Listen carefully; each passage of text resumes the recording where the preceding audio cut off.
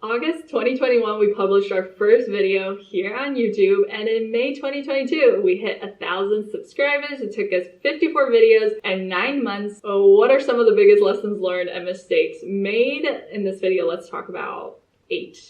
Yeah, 8. Yeah, 8 of them.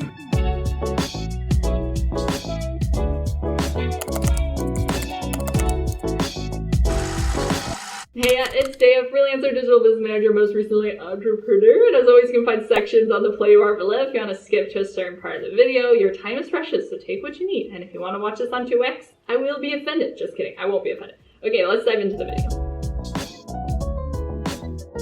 First up, and I realized this over and over and over again, we work so hard on building our hard and technical skill sets like, how to write better copy, be better at design, being a better project manager. But I think the real reason so many of us struggle with getting important, life-changing things done is because we let our brain do a whole song and dance around us all day long when we don't work on our mindset properly. So YouTube is 100% mindset for me. Some really difficult mindset pills I've had to swallow on this journey are: 1, nobody cares as much as I think they do. It's not their life, it's your life. Only you matter. Only you take responsibility for yourself. We're all so focused on everybody's looking at me, everybody's gonna judge me, everyone's gonna blah, blah, blah, blah, blah. Like, that's not real. Whenever I get really stuck on this one, I think, when was the last time I watched somebody's completely normal YouTube video and thought, oh my gosh, that's so embarrassing, or that's so stupid, how could she do that? Why would she do that? Like, I've never even come close to thinking about those things because I'm too concerned about my own things. And if you're asking, like I was, does anybody really care about this? My videos, in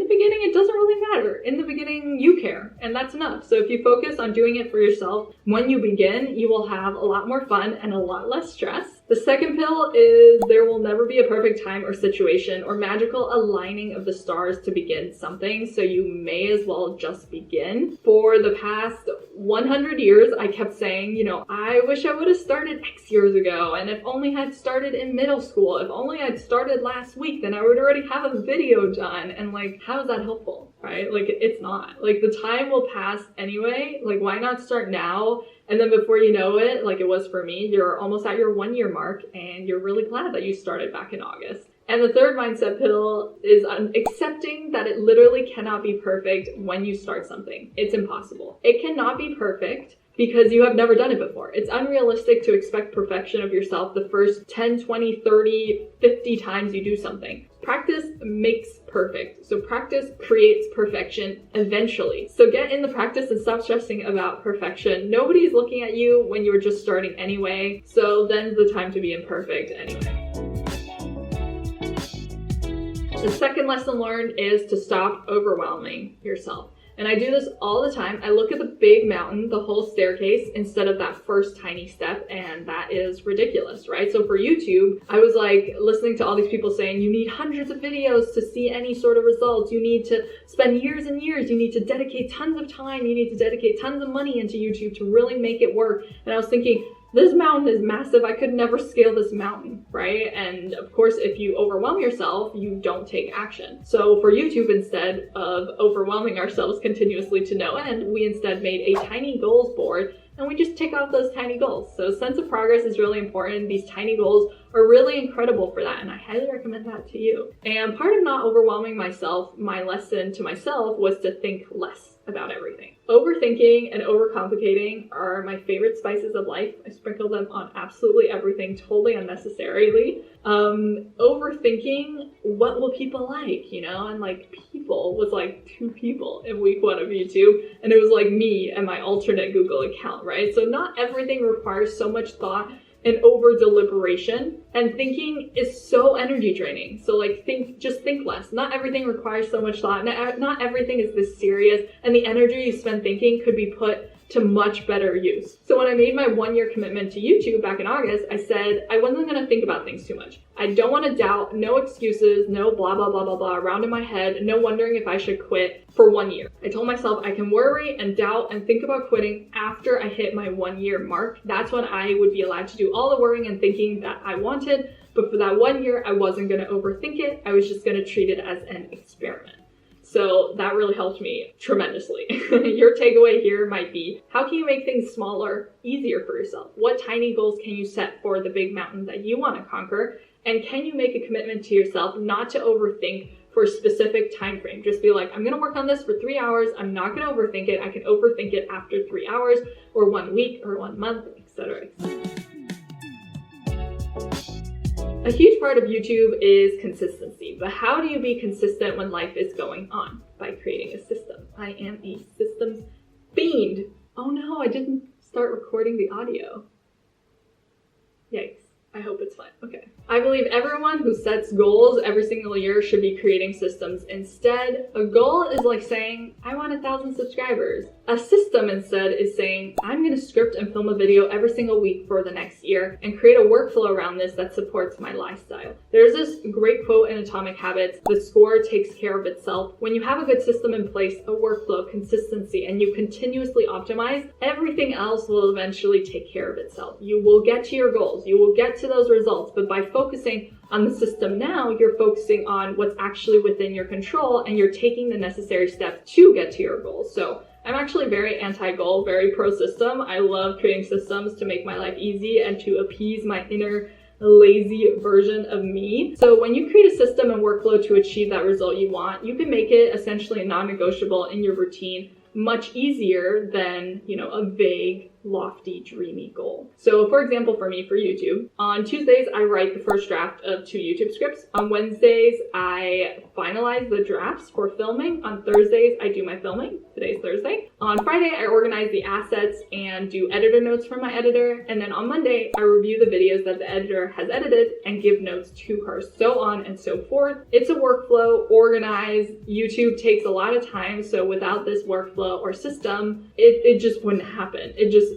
no way it would happen. And when you have a system, what's also really great is you don't operate from a place of motivation. I can't trust motivation as an indicator for whether I should do something, because sometimes I don't feel like it and then I begin and then I get excited and motivated. So I don't even factor motivation anymore. Like, I don't consider that. Like, it's great if I feel motivated, but I can't trust that. So I just follow my system, and I highly recommend it. If you have goals, think critically to yourself. Do I have systems for achieving each of these goals? Have I broken down what it would require of me to do on a regular basis to actually get there? And focus on the system instead, because then you can fall in love with the system and not kind of just wait for the goal to happen one way or another.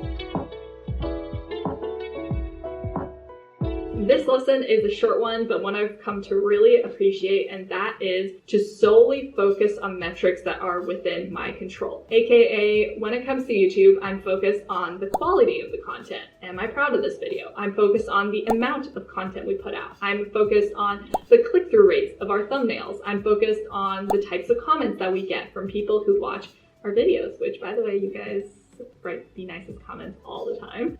But this also means I'm not focused on subscriber count. I'm not focused on view count, because at the end of the day, as much as you may want it, that is not totally within your control. So attaching expectations and goals to things that are so out of your control is very unfair. And instead, I shift my focus on what I can control, which is quantity of the content, and most importantly, quality. And like I mentioned earlier, the score takes care of itself if you're focused on the right things and you're focused on optimizations.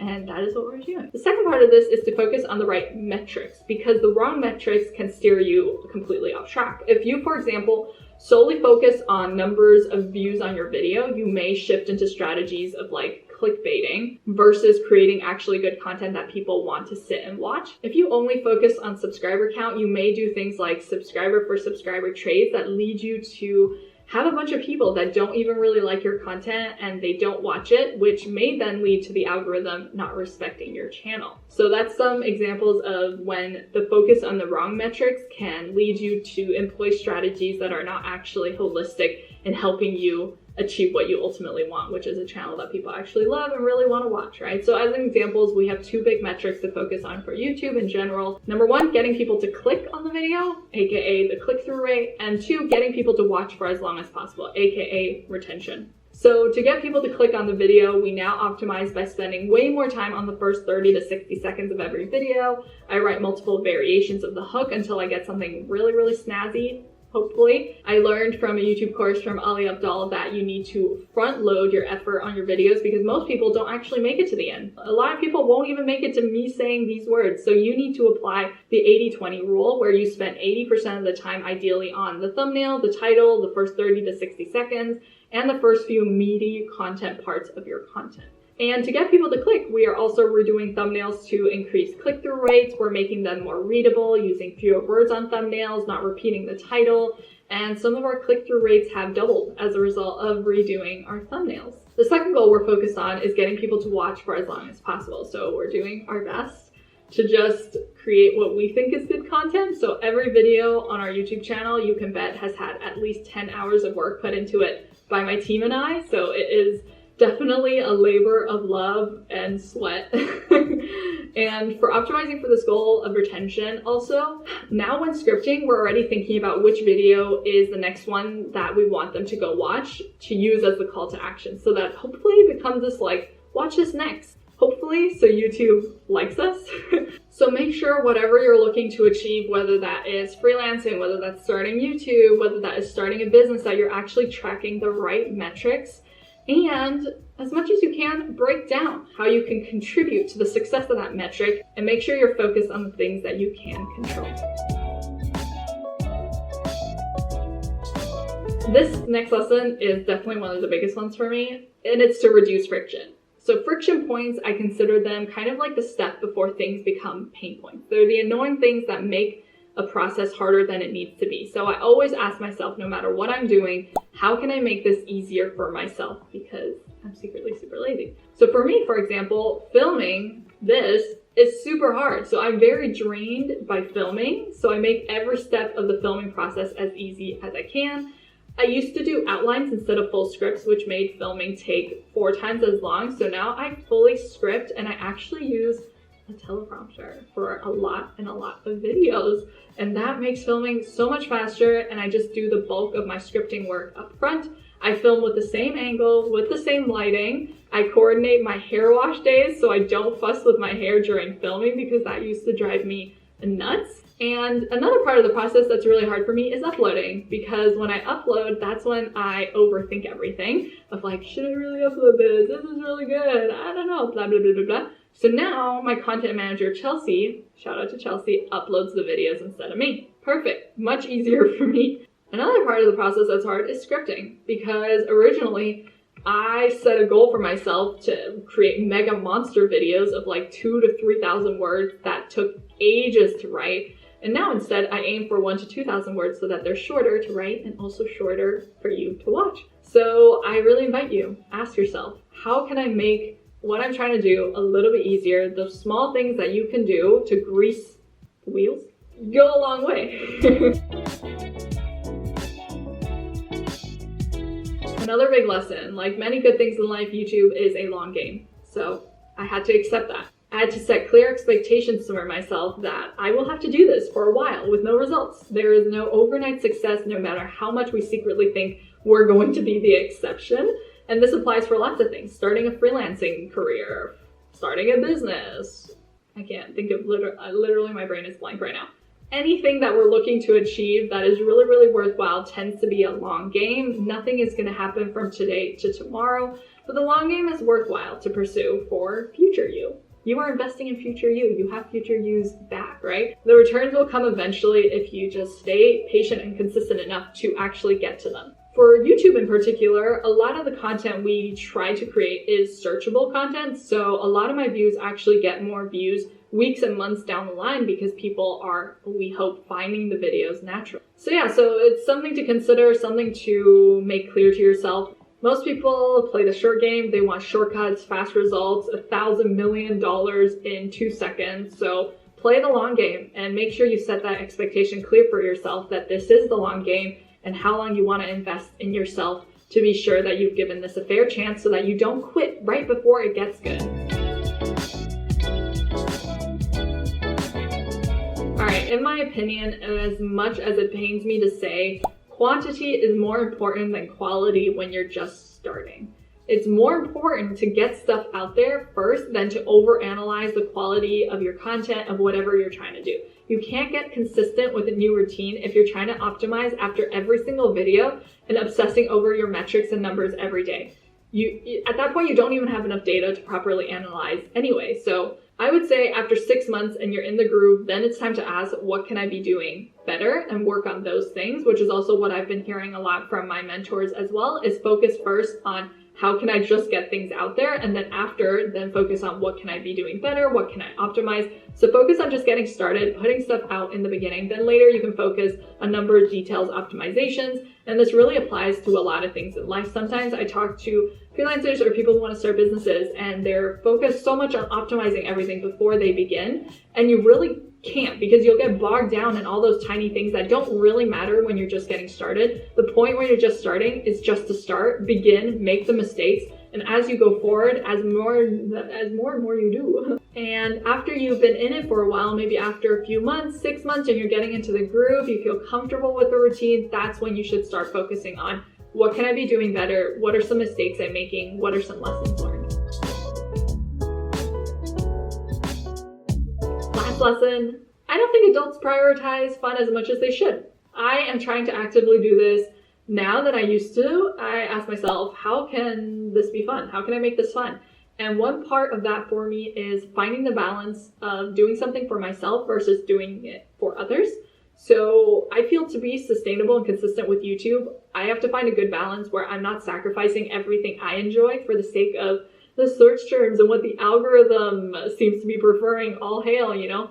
Another part of making things fun is I have a person that I write my scripts to. I script as if I'm conversationally saying this to my best friend who is intelligent and awesome and asks me the topic of the video as a question. So I will read my scripts out loud word for word the day before I film and add in everything that I would verbally say to my best friend. Like even things like, okay, so, or if I make bad jokes or bad puns or even mistakes that are funny, I'll just add that in.